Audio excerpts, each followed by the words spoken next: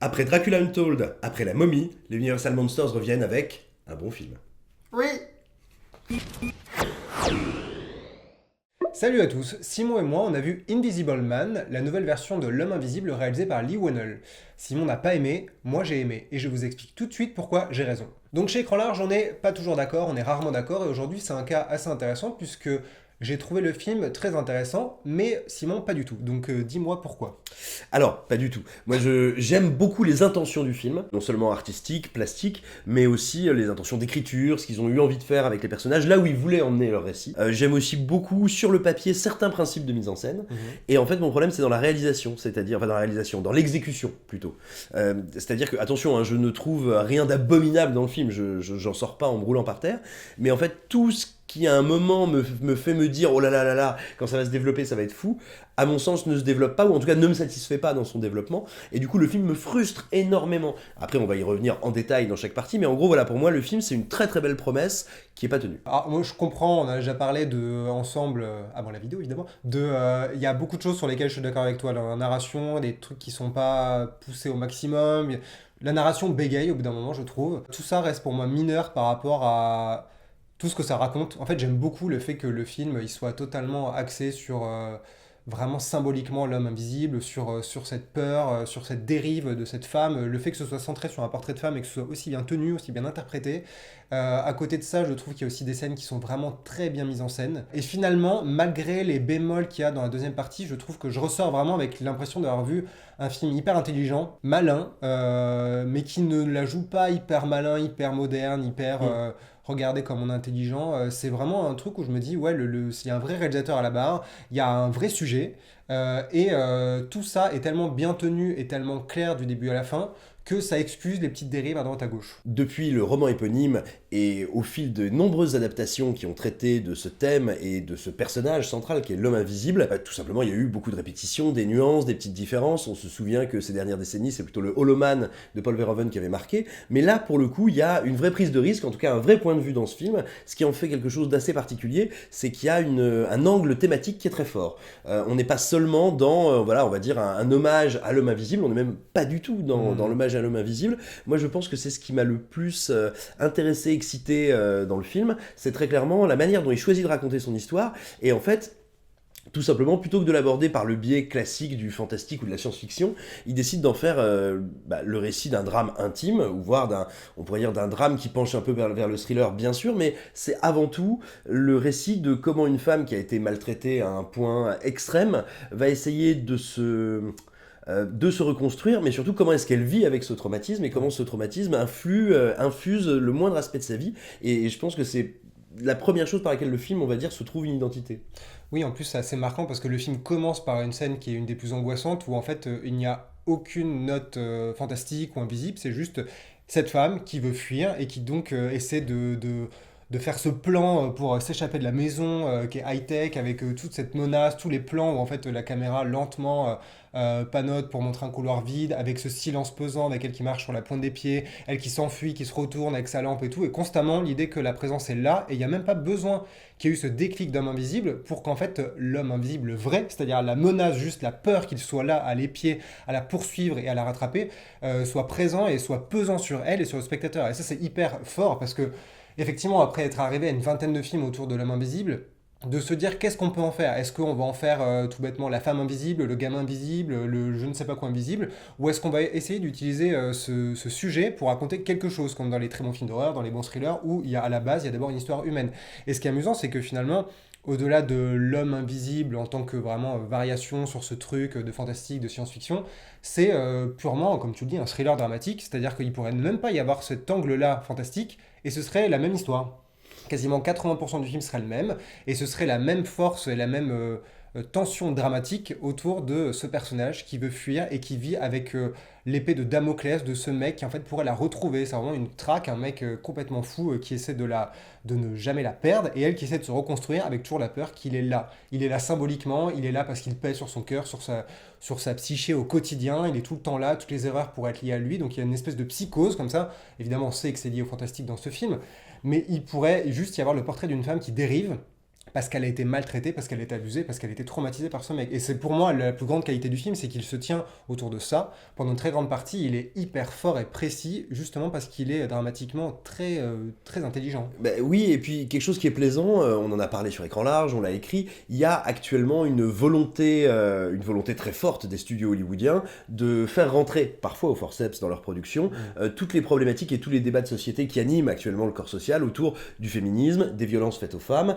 et on va dire nous en France, là ça a été un débat très très fort ces derniers mois, autour des féminicides ou des relations toxiques Ouais. masculines à l'endroit des femmes. Et ce que je trouve très réussi, c'est qu'on sent qu'il y a eu une volonté très consciente de se dire, bon, tous ces concepts qui sont en train d'éclore, on va dire, dans la société ou dans le débat public, comment est-ce qu'on peut les traduire en termes de cinéma? Mais pour autant, c'est pas artificiel, c'est-à-dire qu'il y a une vraie réflexion de mise en scène. Ouais. C'est pas juste, on n'a pas repeint l'homme invisible, on va dire, avec des couleurs féministes. Il y a une vraie réflexion de fond sur comment est-ce que ce thème-là peut permettre d'illustrer une peur qui est par définition immatérielle, quelque chose, tu disais, voilà, un traumatisme qui colore chaque aspect de l'existence de ce personnage. Et c'est super agréable de voir que, voilà, c'est pas un thème gadget, au contraire, ça a vraiment été pensé en profondeur.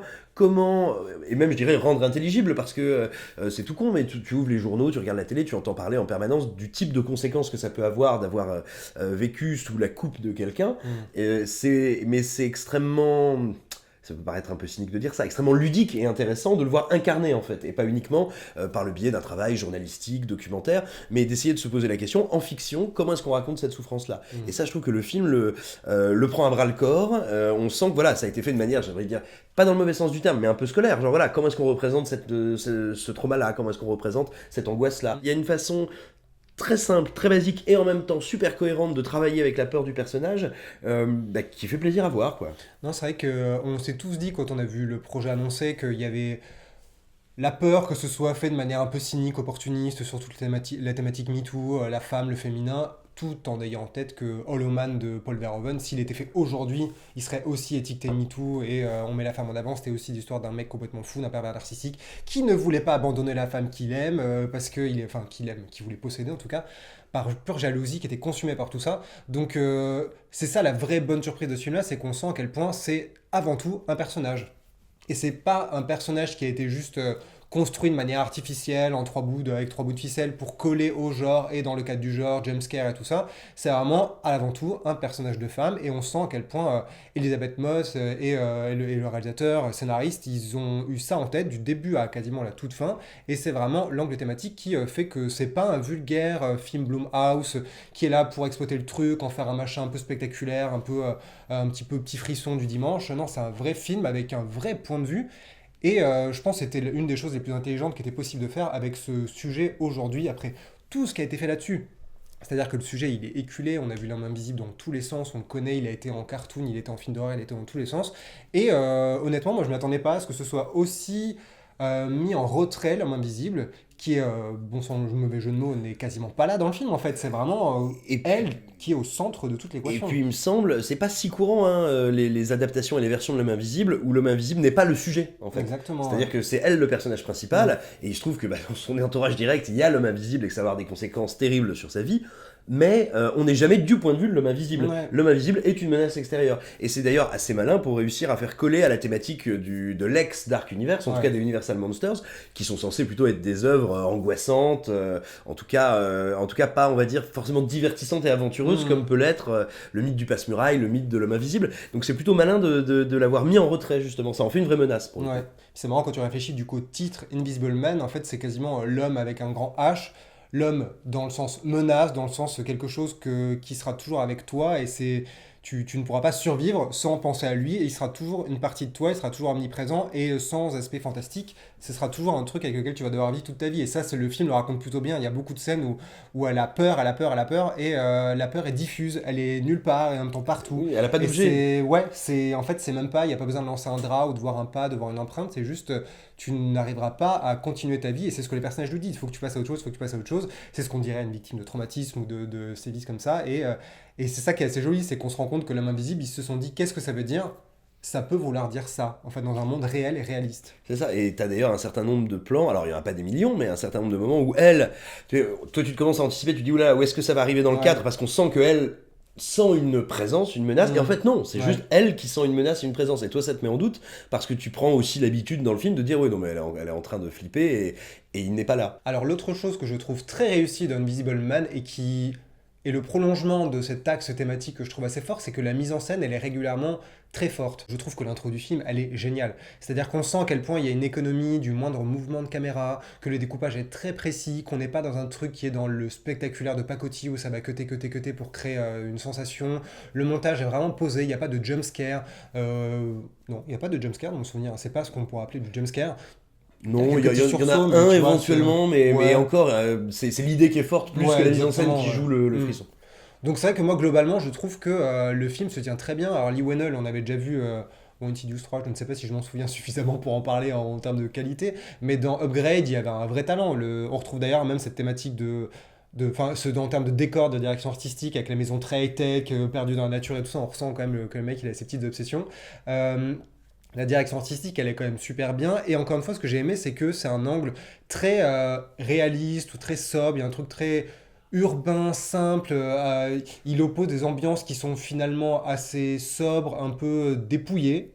Il y a quand même peu de choses. Il ne sombre pas dans la série B. Il n'y a pas l'hôpital psychiatrique qui est complètement fou, gothique à la Hammer.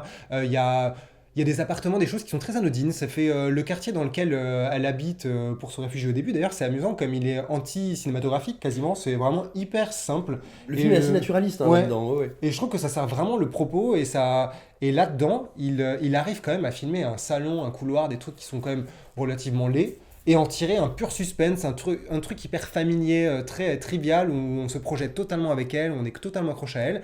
Et je trouve qu'il y a quand même régulièrement des moments où on se dit il y a un vrai cinéaste à bord, il y a un vrai mec qui a réfléchi au montage, tout fait sens et surtout ça ne cède jamais cette tendance, comme on est chez Blumhouse, du spectaculaire impersonnel fait à la photocopieuse. Il y a vraiment un mec qui tient le film. En fait, c'est un des rares moments du CV de Blumhouse où je me dis, il y a un cinéaste à bord. On le sentait déjà dans Upgrade, même si je l'aime un peu moins que toi, mais là pour moi ça me saute aux yeux, quoi. Le mec il sait filmer et avec ce truc qui pourrait être un pauvre petit exercice de style, un petit peu modeste, un petit peu vide.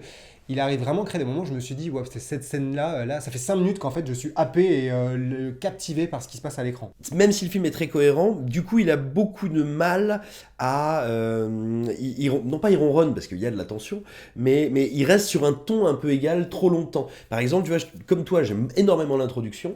Il y a ce qu'on appellera la scène du restaurant que je trouve très forte. Et entre les deux, c'est pas que je trouve ça mauvais, c'est pas que je trouve ça pas bien, mais je trouve que la tension est très égale. Je ne monte pas en fait avec le film. Je vois comment il aimerait me faire monter, à quel moment il veut m'emmener, mais ça ne me séduit pas. Alors c'est éminemment subjectif ce que je dis, hein, j'en ai bien conscience, parce que, encore une fois, je te dis, je vois rien à l'écran qui me fasse me dire Mm. ah, il fallait absolument pas faire ça, c'est un scandale. Mais vraiment, je constate qu'il a du mal à m'embarquer, et en fait, c'est parce que, enfin, je crois, pour moi, il y a une idée qui est cohérente et brillante théoriquement, mais qui en tout cas ne fonctionne pas sur moi. L'idée de se dire, eh ben, c'est un homme invisible, donc je vais le traiter comme un homme invisible. En gros, pour traduire mon propos, dans à peu près toutes les versions que vous avez déjà vues de l'homme invisible, du classique de Wells jusqu'à celui de Verhoeven, on joue notamment, vous savez, sur les particules qui arrivent sur l'homme invisible ou quelque chose qui va manger pour, en fait, donner de la matérialité et faire un petit peu comme des tours de prestidigitateur pour suggérer sa présence. Or, le film a cette idée de dire, bah non, vu que je traite de l'angoisse d'un autre personnage et que c'est un homme invisible, on ne le voit pas du tout. Je trouve que c'est une super belle idée, mais du coup, qui m'excite assez peu en fait. Mm. C'est-à-dire que les deux premières séquences où il va intervenir en étant parfaitement invisible, je trouve ça très fort. À la troisième déjà, ça m'excite moins. Et en fait, mon intérêt décroît, alors que je trouve même le dispositif intelligent. En fait, je me rends compte que j'ai beau plutôt soutenir cette idée, j'y suis très peu sensible. Non, je comprends. C'est vrai que moi, je me suis aussi beaucoup demandé au début comment ils vont s'en sortir. Alors, déjà, quand on comprend que le processus va être plutôt sur la vraie absence et qu'à aucun moment ça va être dessiné dans le décor qui va être là, sauf quelques moments un peu discrets, je me suis dit, bon, déjà, c'est malin dans le sens où on a trop vu. On a trop vu Oui. dans Hollow Man, notamment, il y en a beaucoup. Je trouve le film génial, mais il y a beaucoup de moments où on jette du sang à la gueule, on jette un extincteur à la gueule. Là, ils sont pas là-dessus. Ils sont sur un note qui déjà coûte largement moins cher. Du coup, il y a beaucoup plus de démerde. Effectivement, je comprends qu'on puisse se dire au bout d'un moment, en fait, l'effet s'atténue. Mais moi, ce qui m'a assez étonné, enfin, qui a ravivé ce truc-là, c'est qu'au bout d'un moment, le film switch et Tu vois, il y a eu la toute première apparition où il apparaît à l'écran, qui est teasé dans une des dernières bandes Oui, annonces. tout à fait. Je l'ai trouvé brillant dans le sens où elle est hyper brutale. C'est-à-dire que la nature de son invisibilité n'a toujours pas été donnée, il n'y a que des pistes, donc on peut que déduire. Et à ce moment-là, tu pourrais même te demander si on va pas nous la jouer, elle est folle. Exactement. Donc jusque-là, le film joue vraiment marche sur la ligne, débrouille-toi parce que tu es comme elle, es-tu trop dans sa tête, es-tu trop de son côté il laisse le mystère. Des moments, en fait, il y a un peu des accès comme ça de violence visuelle qui arrivent, où on se dit, en fait, il est là. C'est pour moi ce qui a permis de renouveler un peu le processus. Après, je suis d'accord sur le fait que ce qui manque, je pense, au film, c'est un climax, un troisième acte, un truc pas forcément spectaculaire, sensationnel pur, mais un truc qui soit un peu du payoff, tu vois, de truc, tout à fait. on est arrivé à ce moment-là, on va On lâche arriver les chiens, à... quoi. Voilà.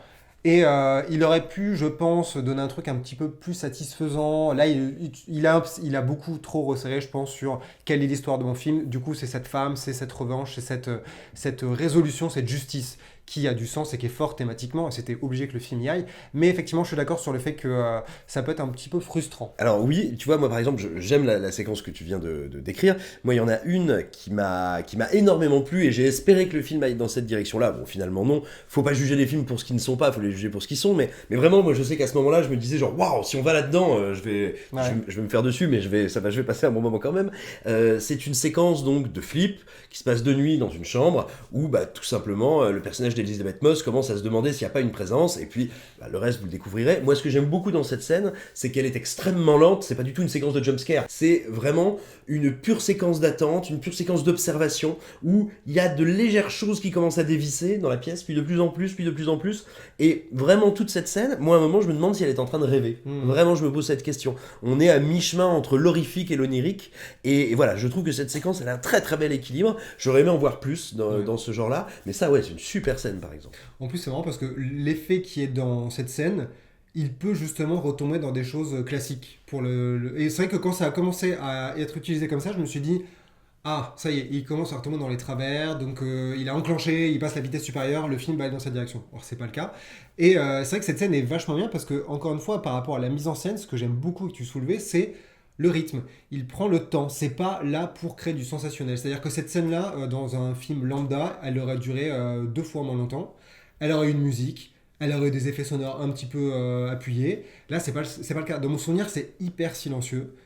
C'est des simples chants contre chants, des interactions minimes, et on reste bloqué sur son visage, elle qui est silencieuse. Elle ne surjoue pas, Elisabeth Moss. Le découpage n'insiste pas. Il n'y a pas de super gros plan. Il n'y a pas de mouvement ostentatoire. C'est juste, regarde, ça apparaît peut-être ou pas. Est-ce qu'elle rêve ou pas? Est-ce qu'elle est là ou pas? Et c'est hyper malin parce qu'effectivement, c'est une scène. Si tu l'écris, ça va être très banal. Et la manière dont c'est découpé et monté et étiré, c'est même plus de la peur de jumpscare qui va tomber, de ceci va apparaître. C'est juste le trouble total de mais est-ce qu'il y a un homme invisible et si oui, qu'est-ce qu'il veut, pourquoi il ferait ça en fait et qu'est-ce qu'elle peut faire, qu'est-ce qu'elle peut avoir comme réaction face à ça. C'est assez terrible. Et une autre scène que je trouve vraiment géniale et c'est une des plus puissantes du film, c'est une scène où il y a une violence sur un personnage. Euh, et elle est terrible parce que en fait on voit à quel point l'accroche, l'encre, elle est totalement humaine, émotionnelle parce qu'à ce moment-là, tout ce qui se joue autour de l'homme invisible et de la dérive psychologique de l'héroïne, en un moment, encore une fois, c'est comme la première apparition dont je parlais juste avant, c'est quelque chose qui pour le coup est totalement imprévisible. Moi je ne m'y attendais absolument pas. Ça dure une demi-seconde et les conséquences que ça a sur la scène, le jeu de l'actrice en face de Elisabeth Moss, et la manière dont ça bouscule, dont ça fait basculer tout ce qui se passe dans ce nid un peu confortable et douillet, je trouve ça brillant parce qu'en un seul coup on se rend compte, c'est comme si en fait l'homme invisible était un terrible, un machiavélique scénariste réalisateur qui se disait comment je peux foutre le bordel dans cet endroit-là. C'est ça, et puis qui fout pas le bordel, je veux dire, en attrapant une tronçonneuse et en Voilà, découpant ouais. tout. C'est littéralement qui fout le bordel en mettant un grain de sable dans une Ouais. mécanique bien huilée. Parce que dans cette séquence, on va pas révéler ce que fait l'homme invisible, mais c'est vraiment, je veux dire, c'est pas grand chose, quoi. C'est pas Holoman, c'est littéralement, il met un grain de sable Mm. dans une mécanique de protection qu'il y a autour d'elle qui semble très bien huilée, et ça va tout faire péter. Et c'est ça qui est terrible, on se rend compte à quel point l'équilibre qu'elle essaie de reconstruire tient à rien. Et ce rien peut être juste quelqu'un qui, parce qu'elle est traumatisée, pourrait vriller, avoir des réactions un peu stress post-traumatiques. Et là, en fait, c'est un élément extérieur. Mais on sent à quel point c'est tellement proche d'une réalité qui est tangible. Et c'est tellement bien incarné, mis en scène et joué que c'est terrible. On se dirait juste c'est le drame de quelqu'un. En fait, on n'a pas envie qu'elle dérive dans la folie. Et en même temps, elle dérive clairement vers la folie, quoi. C'est ça qui est C'est ça, fort, hein. et le film arrive à montrer un truc qui est terrible, c'est combien même des personnes de bonne volonté qui veulent aider un de leurs proches, un ami, enfin aider une personne à laquelle elles tiennent, peuvent à un moment, ou arriver à un moment de saturation, ou tout simplement être en échec, et dire écoute, moi j'ai essayé de t'aider, mais ça va bien. Et le film arrive à le faire sans que ce soit caricatural, c'est-à-dire que c'est pas des gentils personnages à un moment qu'on transforme en personnages méchants, machin. On comprend parfaitement pourquoi ses amis à un moment la lâchent. C'est-à-dire que on dit bah oui, je pense qu'à ta place j'aurais fait la même chose, oui, c'est dommage, hein, mais et c'est assez implacable d'ailleurs parce que ça te montre très très bien le sentiment de solitude et de rejet que peut ou qu'expérimente une victime dans ce genre de situation. Pour revenir sur les choses qui sont un peu limitées, moi, le plus gros problème que j'ai avec le film, c'est la narration. En gros, je pense qu'il y a 20-30 minutes qui pourraient largement être retirées. C'est peut-être le revers de la médaille de ce rythme qui est hyper bon dans les scènes de tension. Mais en fait, vraiment, je trouve que le dernier acte, il y a une sensation que ça bégaye. C'est-à-dire qu'il y a 2 fois au moins, je me suis dit, c'est ça la fin du film ou pas? Est-ce que c'est ça le climax? Si c'est ça, j'ai l'impression que c'est le moment, je ressens que c'est le moment où l'histoire doit se résoudre, mais si c'est ça, je ressens aussi la grosse déception, parce que je dis, mais ah bon? Et on se retrouve à plusieurs fois repousser cette satisfaction qui nous est promise et qu'on attend avec impatience, et il y a vraiment 3 moments où, qui se télescopent, et du coup il y a des ellipses, il y a un changement de décor, on rebascule un petit peu, il y a vraiment un moment où il y a une ellipse totale, on passe, le lendemain, le jour s'est relevé, et en fait le truc se rejoue de nuit après, et là tu te dis, mais pourquoi ça n'a pas été accéléré dans un grand ride final où les choses s'enchaînent et ça c'est vraiment le plus gros problème que j'ai avec le film. Et c'est dommage parce que je pense que si, comme tu le disais, le film avait duré 20 minutes de moins, le fait que certains partis pris de mise en scène ne m'emportent pas m'aurait infiniment moins dérangé. Ouais. C'est-à-dire que je serais sorti du film en me disant ah tiens, ça m'a pas touché comme je l'espérais, mais je trouve ça super bien fait. Et là du coup, quand je sors du film, mais d'ailleurs tu vois c'est le cas, là en reparlant, je me rappelle de plein de bons moments, mais au moment d'en sortir, d'ailleurs tu vois quand on s'est retrouvés après la projo, je te disais, j'avais presque oublié ce qui m'avait plu dans la première demi-heure. Ouais. Parce que justement je terminais sur une note qui m'agaçait. Et justement tu dis ça bégaye, et là en plus pour moi ça crée un problème, c'est que je n'ai pas du tout de souci on va dire sur le papier avec la bascule morale et mentale de l'héroïne dans le tout dernier acte, sauf que ça prend tellement peu de temps par rapport à tout le film qu'elle m'agace en fait. J'ai pas de souci à ce qu'on l'amène là, mais il me semble qu'à un moment on passe de oh franchement Jean-Michel victime c'est pas facile à c'est l'heure des grandes eaux et de la grande vengeance, et j'ai du mal à sentir la bascule.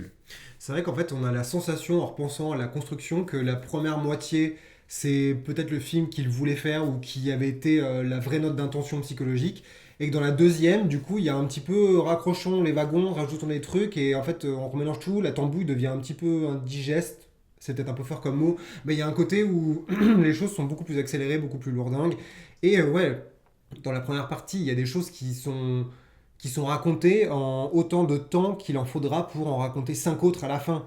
Donc c'est vrai qu'il y a un truc qui se bouscule dans la dernière partie, et les grands moments, même à la toute fin, vraiment dans le vrai climax, il y a des trucs qui se passent où ça fait peut-être pour le coup très série B, et les trucs sont vraiment résumés à une interaction, une ligne de dialogue, un acte, un ultime échange avec un plan un petit peu insisté, genre wink wink, t'as vu le petit truc là, et c'est un peu dommage. C'est vrai que je pense qu'en gros, moi ces trucs-là n'ont pas trop terni la force que j'avais trouvée dans la dramaturgie, dans l'histoire, alors que pour toi, ça a un petit peu été les clous dans le cercueil, quoi. C'est ça, tout à fait. Et tu vois, même des trucs que je trouve cool, enfin, tu vois, c'est pas que je les trouve horribles, on finit par m'agacer. Par exemple, il y a une séquence où en gros on va dire l'homme invisible met une fessée à plusieurs personnages d'affilée, et il y a plein d'idées super sympas dans cette scène, mais en gros ce qui se passe c'est que l'homme invisible va se retrouver à affronter plusieurs vagues de personnages, et en fait quand je vois cette scène j'ai l'impression qu'elle se répète énormément, et je me dis mais moi il suffisait que tu me fasses affronter un personnage et que t'enchaînes ces bonnes idées sur un personnage plutôt que de répéter ton dispositif plein de fois. Et en fait cette scène m'amuse autant qu'elle m'énerve. Alors qu'il y a plein de bonnes idées, qu'elle est super bien exécutée, elle est en plan séquence ou quasiment en plan séquence je crois, en tout cas il y a de longs plans assez techniques qui s'enchaînent et qui sont plutôt réjouissants quoi. Quand t'aimes un peu regarder te demander comment on fait du cinéma, cette scène est vraiment rigolote. Et pourtant, dans sa conception, il y a un truc qui me gêne. Alors maintenant, on va aborder les spoilers. Donc si vous ne voulez pas être spoilé, si vous n'avez pas vu le film, cassez-vous. Et puis si vous voulez être spoilé et que vous avez vu le film, restez avec nous. Alors ce qui est intéressant justement, l'homme invisible traditionnellement, c'est un homme qui ingère une potion, subit un traitement, qui le rend physiquement invisible, et c'est pas le cas du tout ici. Au début, quand elle est dans le laboratoire, quand elle descend, on voit la machine. Mais il n'y a pas suffisamment d'indices, en tout cas pour moi, je me suis pas dit c'est une combinaison. Et petit à petit, le truc, tu commences à te demander, je sais qu'avant que la truc soit révélée, tu commences à te demander en fait quelle est la nature vraiment, est-ce qu'il est vraiment mort, et en même temps s'il y a eu un cadavre, ça veut dire que... Et là tu commences à te dire peut-être que c'est une combinaison, tu ne sais pas. Et du coup je trouve que c'est pour ça que c'est terrible, parce que l'image quand il apparaît en haut des escaliers de l'escabeau, là forcément dans ta tête il se passe beaucoup de trucs, tu te dis c'est une combinaison, mais en même temps on dirait un alien, donc j'ai très peur. Du coup c'est quoi, c'est des yeux, alors, j'imaginais pas que ça allait être des caméras, je me disais qu'est-ce que c'est que ce machin qui réfléchit de la lumière. Mais en tout cas c'est vrai que c'est amusant, dans le mec revêt une deuxième peau, ce qui fait que en fait il est toujours vraiment là, quoi. Il est vraiment, c'est le pire truc possible, parce que le mec il est pas invisible, il est juste un bouton on-off pour être invisible quand il le veut, ce qui rend, par rapport au sujet, à la thématique du film, un truc vraiment très fort et très malin.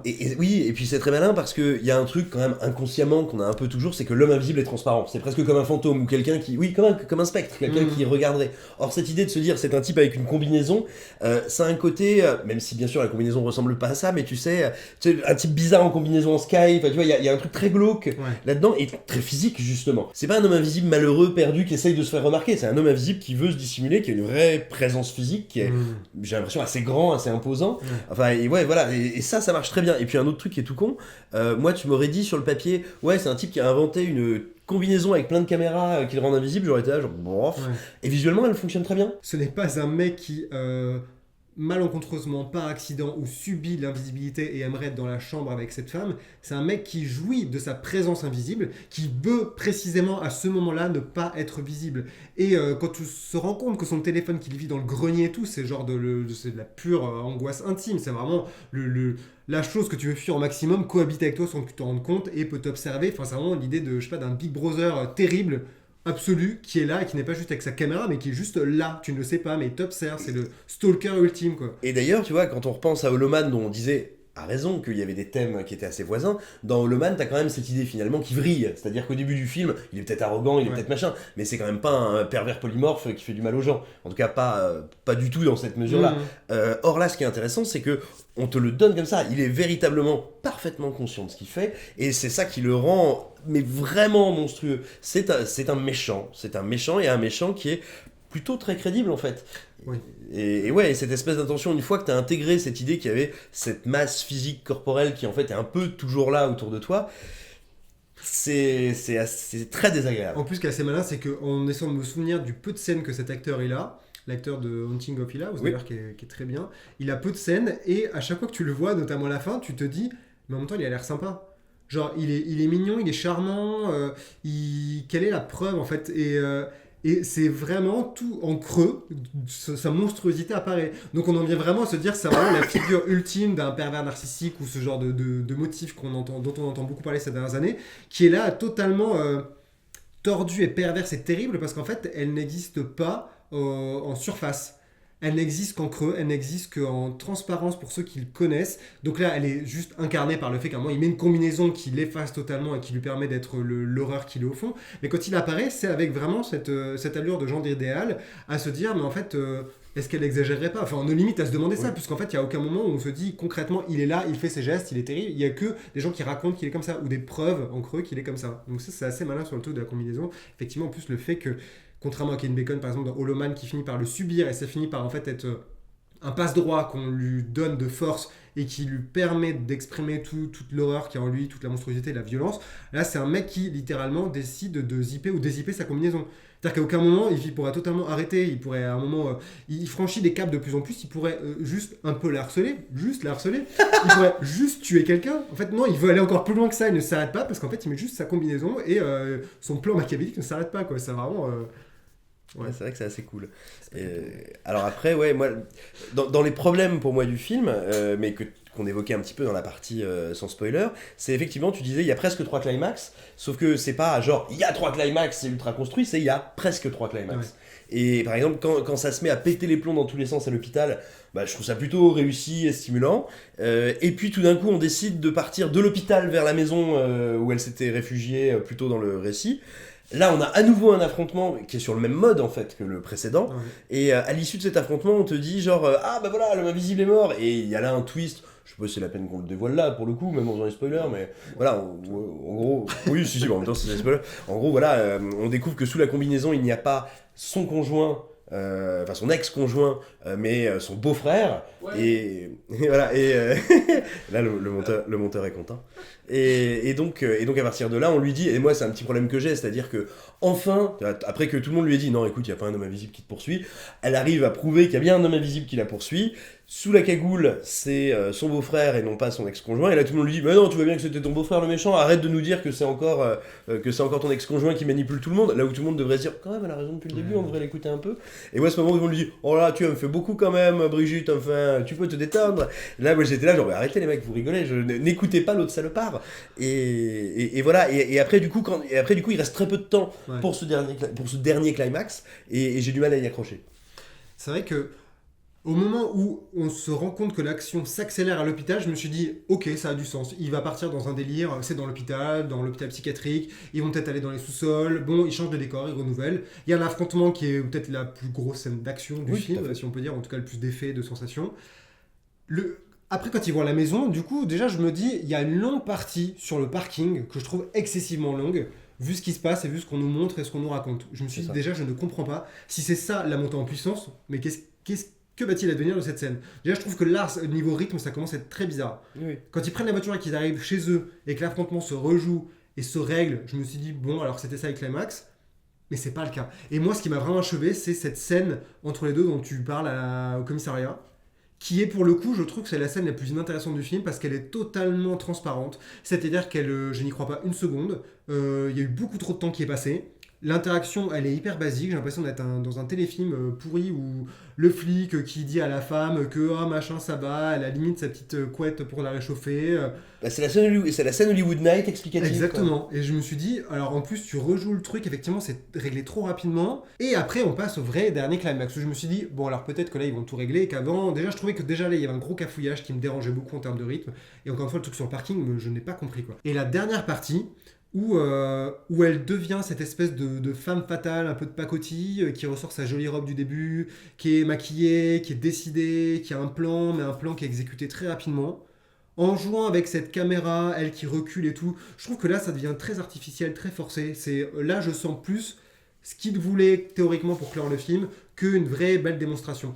Et c'est ça qui est fou, c'est que l'occasion manquée aurait été ok, elle a caché une deuxième combinaison, on a lourdement insisté là-dessus, dans un autre aller-retour un petit peu perte de temps quand même, hein, quand elle revient dans la maison et tout ça. Pour moi, c'est que ça allait vraiment être un payoff, il allait y avoir un jeu de chat et la souris, où elle allait prendre le dessus et prendre le rôle de la personne qui harcèle. Ça me semblait logique, ça me semblait quasiment téléphoné vu ce qui se passait. Je me suis dit, cette maison, on l'a pas assez exploitée. Du coup, on revient dans la maison, il fait nuit, il a été lavé de tout soupçon a priori, et ça, c'est réglé tellement rapidement. Et là, je me dis, c'est tellement dommage de cette occasion manquée. J'aurais bien aimé qu'ils reprennent un rythme similaire à la scène d'introduction, par exemple. Les meilleurs moments du film, c'est ceux où il étire sur le rien et le fait que le rien est partout, envahissant, pesant et cauchemardesque.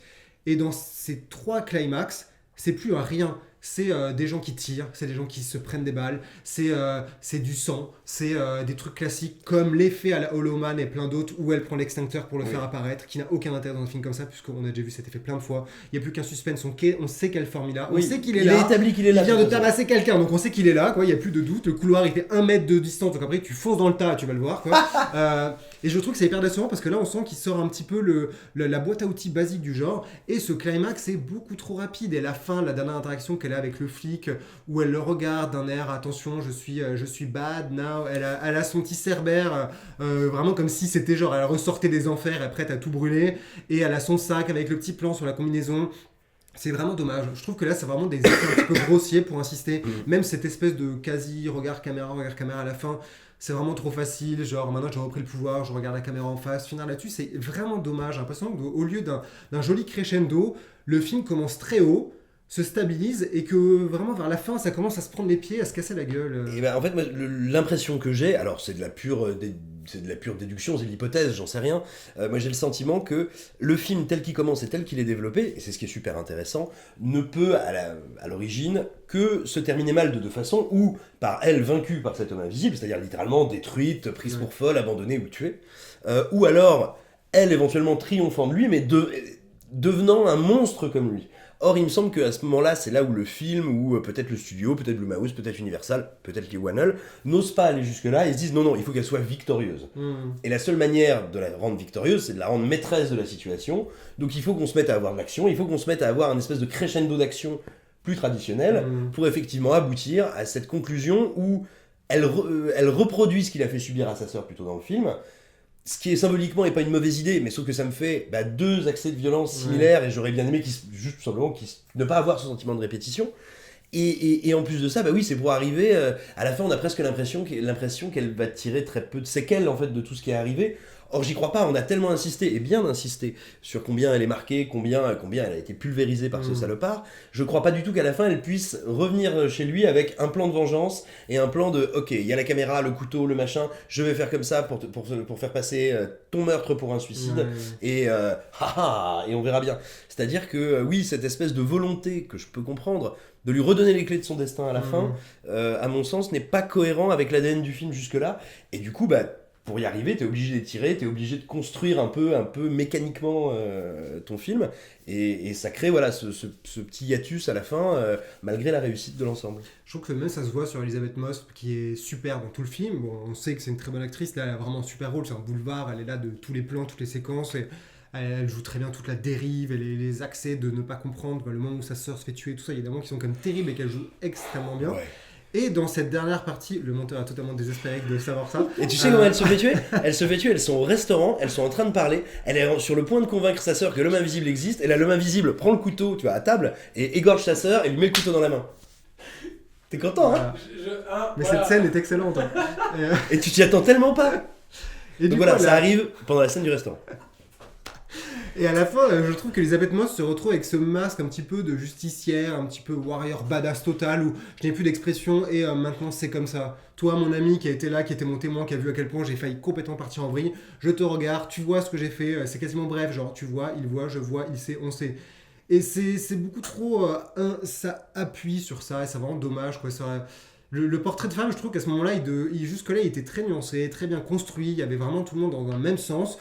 Et malgré les écarts un peu d'action, je me disais, oui, mais à la fin, ils peuvent emballer ça, refermer d'une manière un petit peu satisfaisante. Et là, ça l'est, mais de manière beaucoup trop mécanique, en fait. Donc c'est vraiment dommage, la dernière note du film. Tout ça pour dire qu'on n'a pas exactement le même avis sur le film, on se rejoint sur pas mal de points positifs, notamment sur le fond, sur la forme, sur certaines séquences. Après, j'ai plus été séduit, même si on est d'accord aussi sur les défauts. Donc, dans tous les cas, c'est clairement un film qui est hyper intéressant à voir. Même quand on le trouve un petit peu raté, un petit peu moyennement satisfaisant, il y a clairement matière à réfléchir sur la mise en scène et la thématique. Et quand on voit tout l'historique de l'homme invisible au cinéma, depuis les années 30 jusqu'à Hollow Man et Hollow Man 2, il existe, oui, on se dit que quand même, il y a encore des gens qui ont des bonnes idées sur l'homme invisible. Donc c'est vraiment un film qu'on vous conseille, parce que ce sera hyper intéressant d'échanger là-dessus après. Et revoyez Hollow Man aussi, parce que c'est vachement bien, les gens n'aiment pas assez Hollow Man. Hein. Oui, mais alors c'est intéressant parce qu'il est toujours perçu comme une espèce de Verhoeven très mineur. Moi je trouve qu'il est au contraire assez passionnant. C'est assez impressionnant de voir le nombre d'effets spéciaux qui ont peu vieilli. Il y a quelques séquences où oui, tu vois l'âge de ses artères, littéralement. Mais globalement, il y a quand même beaucoup de phases qui sont encore techniquement très impressionnantes. À mon sens, la seule faiblesse du film, c'est que c'est cette idée très forte d'être avec le salopard dès le début et de le suivre. Sauf qu'à un moment, t'es obligé de basculer de point de vue parce que c'est lui qui va perdre, donc tu bascules plus sur Elisabeth Shue. Et en fait, c'est un peu frustrant comme bascule. Mais Hollow Man, c'est carrément mort. Je trouve que c'est vraiment il se met dans le système hollywoodien, il fait un film qui se tire vers l'horreur, le slasher, le spectaculaire à extrême et tout explose. Mais je trouve ça génial, enfin, c'est vraiment le tempo de James Cameron où tout est parfaitement timé du début à la fin. Et une fois que c'est fini, comme dans les très bons Hitchcock, c'est fini. Genre, il n'y a absolument rien à la fin. Genre, ils ont gagné, ils sortent, jour, fin. Voilà, et puis on a raconté. Si vous voulez qu'on fasse une vidéo sur Hollow Man parce qu'on adore ce film, n'hésitez pas à liker et nous le dire en commentaire. Salut.